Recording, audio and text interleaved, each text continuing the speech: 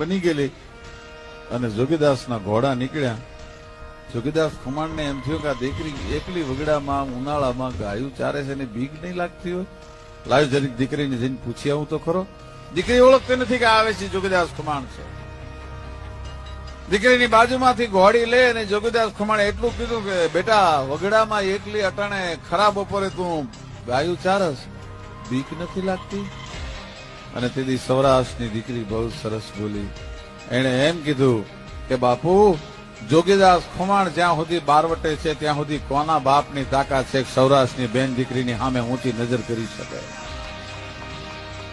જોગીદાસ ખુમાણ સાહેબ ઘોડાથી પલાણ છાંડી નીચે ઉતરી ગયો અને સૂરજનારાયણની સામે લાંબા હાથ કર્યા. કાય સૂરજનારાયણ, મારું બારવટું પાર પડે કે ન પડે એની મને પરવા નથી, પણ મારી દેશની બેન દીકરીનો આ જે વિશ્વાસ છે, હે ઠાકર, આ વિશ્વાસ કોઈ દી ન તૂટે.